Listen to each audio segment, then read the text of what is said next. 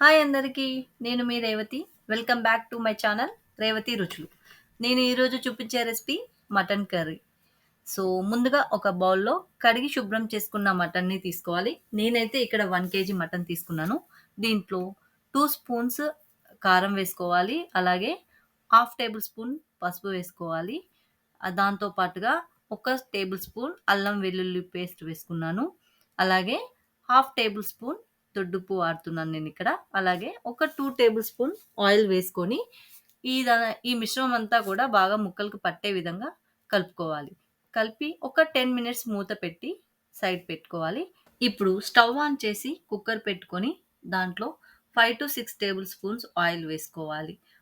ఇప్పుడు ఆయిల్ వేడెక్కాక ముందుగా కట్ చేసి పెట్టుకున్న ఆనియన్ ముక్కల్ని వేయించుకోవాలి. ఇక్కడ నేనైతే 3 పెద్ద సైజు ఆనియన్స్‌ని తీసుకున్నాను. అలాగే 2 ఇలాచీని వేసి వేయించుకోవాలి. ఇప్పుడు బాగా కలిపిన తర్వాత ఇందులోనే 1.5 స్పూన్ వరకి సాల్ట్‌ని యాడ్ చేసుకోవాలి. తర్వాత 2 పచ్చిమిర్చి చీలికలను వేసి బాగా కలుపుకోవాలి.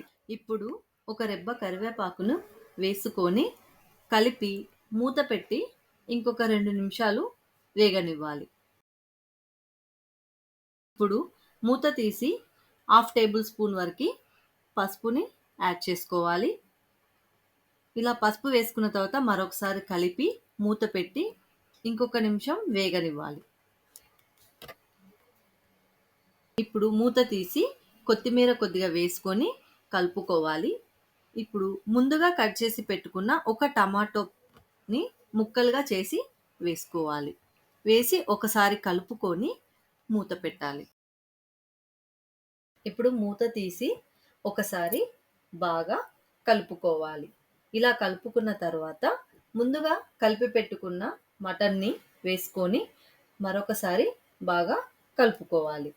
కలుపుకున్న తర్వాత మూత పెట్టి ఒక విజిల్ వచ్చేదాకా ఉడికించుకోవాలి.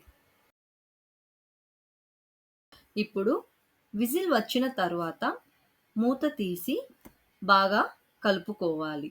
ఇప్పుడు ఇందులోనే కొద్దిగా వాటర్‌ని పోసి మరలా బాగా కలుపుకోవాలి.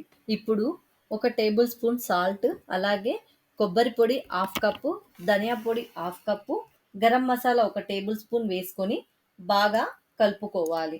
ఇలా కలుపుకున్న తర్వాత ఫైనల్‌గా కొత్తిమీర తరుగును వేసి కలుపుకోవాలి. ఇప్పుడు మూత పెట్టి మరో 2 విజిల్స్ వచ్చేదాకా ఉడికించుకోవాలి. ఇలా 2 విజిల్స్ వచ్చాక సర్వింగ్ బౌల్‌లో సర్వ్ చేసుకోవాలి. అంతేనండి. ఎంతో టేస్టీగా ఉండే మటన్ కర్రీ రెడీ.